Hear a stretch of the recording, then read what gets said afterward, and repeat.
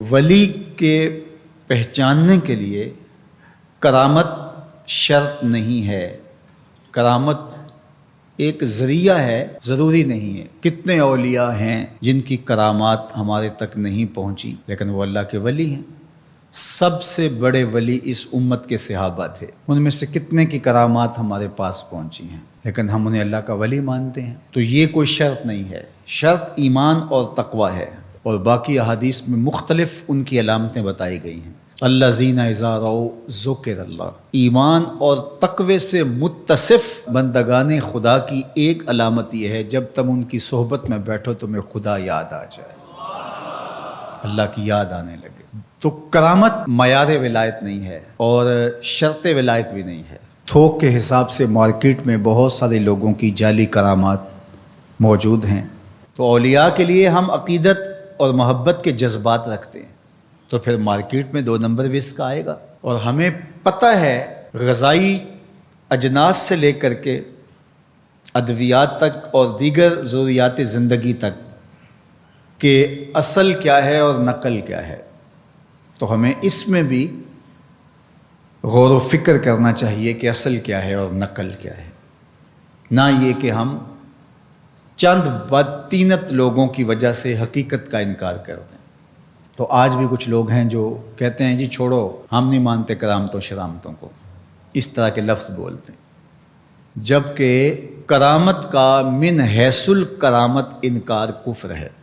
اگر کوئی کہے میں کرامت کو ہی نہیں مانتا تو یہ کفر ہے۔ وہ کرامتیں جن کا بیان قرآن مجید میں موجود ہے، جس طرح آصف بن برخیہ کا تخت بلقیس لانا، حضرت مریم سلام اللہ علیہا کے حجرے میں بے موسم پھلوں کا آنا، اصحاب کہف کا 300 سے زائد سال کا عرصہ سوئے رہنا کھائے پیے بغیر، اور رب ان کی کروٹیں بھی بدلتا رہا، یہ قرآن میں مذکور ہے۔ تو اس کا انکار بھی کفر ہے، قرآن کا انکار لازم آتا ہے۔ اگر کسی کرامت کا بیان حدیث متواتر میں ہو تو اس کا انکار بھی کفر ہے، لیکن ایسی کوئی کرامت نہیں جس کا ذکر حدیث متواتر میں ہو۔ البتہ احادیث مشہورہ اور احادیث احاد میں کرامات کا بیان موجود ہے، تو ان کا انکار بھی گمراہی ہے۔ جس طرح وہ 3 لوگ جو غار میں پھنس گئے تھے، انہوں نے پھر دعائیں کی اور پتھر ہٹا، جریج کا واقعہ موجود ہے، صحابہ کی کرامات موجود ہیں، حضرت عمر کے رکے سے دریائے نیل کا چلنا، اس طرح جو مسلمہ بزرگ ہیں ان کی کرامات کا انکار کرنا محرومی ہے۔ لیکن یہ بات بھی ذہن میں رکھے کہ کرامت اللہ کی طرف سے بندے کو دی جانے والی ایک عزت ہے، لیکن ولی کی زندگی کا مقصود رضائے الہی کی طلب ہے، کرامتوں کی طلب نہیں۔ لیکن عمومی طور پہ ہمارے اسٹیجوں کے اوپر اولیاء کے حوالے سے جو بات کی جاتی ہے، بس آپ سننے کے لیے بیٹھے ہیں اور خطیب صاحب نے کان پہ ہاتھ دھرا اور 2-4 کرامتیں سنائی اور چلے گئے، معیار بتایا ہی نہ، جس کے نتیجے کے اندر بہت سارے عوام اس سے غافل ہوتے ہیں۔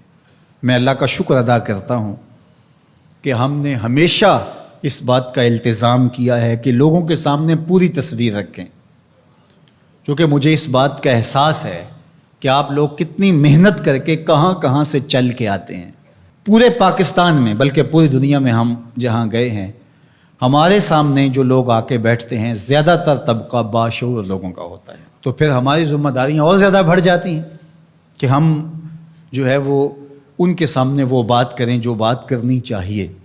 اس منبر سے آپ کو وہ چیز نہیں ملے گی جو عوام کی ڈیمانڈ ہوگی، وہ چیز ملے گی جو عوام کی حقیقی ضرورت ہوگی۔ اس پر میں بھی اللہ کا شکر ادا کرتا ہوں، اس پر آپ کو بھی اللہ کا شکر ادا کرنا چاہیے، اور نہ یہ کہ کچھ 2 نمبر لوگوں کے رد عمل میں ہم حقیقت کا انکار کر دیں، جس طرح معتزلہ کر رہے ہیں، اور ایک طبقہ وہ ہے جو رتب و یابس کو قبول کر رہا ہے، اور آپ نے ایسے شخص، ایسے لوگ کہ جو اچھے انسان بھی نہیں ہیں، لوگوں کو دیکھا ہے کہ ان کو ولی مان رہے ہیں اور ان سے اپنی حاجتیں طلب کر رہے ہیں، ان کو ہادی مان رہے ہیں، مرشد مان رہے ہیں۔ وہ شخص جو خود آشنا بھی نہیں ہے، وہ تمہیں منزل آشنا کیسے کرے گا؟ میں کتنے لوگوں کو جانتا ہوں جن کو فہم دین ہی میسر نہیں ہے. یہ میں ان لوگوں کی بات نہیں کر رہا جو منہ دراز ہیں اور بالکل ننگ دھڑنگ ہیں، ان کی بات نہیں کر رہا. جو بظاہر حلیے میں بھی ہیں ان کا فہم دینی ناقص ہے. کتنے ایسے علماء کو جانتا ہوں ان کی توحید کا تصور ناقص ہے. تو یہ بدبختی ہوتی ہے. اب وہ کیا کسی کی رہنمائی کریں گے؟ جو خود ڈوب رہا ہے وہ کسی کا ہاتھ کیسے پکڑے گا؟ لیکن عوام ظاہر ہے ان کے گرد آئے اور ان کا کاروبار چمک رہا ہے، اور کرامتیں ہیں کہ تھوک کے حساب سے بنتی ہیں، اور پھر اس کی مارکیٹنگ کرنے والے بھی ہوتے ہیں، اور پھر اسی بنیاد پر ہی جو ہے وہ ان کا سارا سلسلہ چلتا ہے. اللہ کے ولی یہ نہیں چاہتے کہ ہماری کرامات ظاہر ہوں اور لوگ ہماری طرف لپکیں ہماری کرامت کی وجہ سے. یہ نہیں ہے. الکرامات حیض الرجال.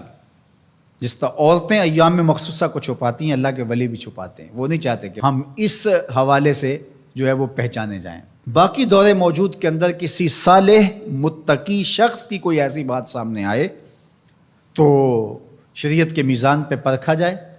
اگر وہ شریعت سے متصادم نہیں ہے تو مان لینے میں کوئی حرج نہیں ہے. لیکن اگر کسی کی سمجھ میں نہیں بھی آتا تو فرق نہیں پڑتا. لیکن کسی ولی سے کوئی دشمنی نہ رکھے. جو کسی ولی سے دشمنی رکھے تو اللہ فرماتا اس کا میرے ساتھ اعلان جنگ ہے، تو وہ پھر شخص محروم کر دیا جاتا ہے.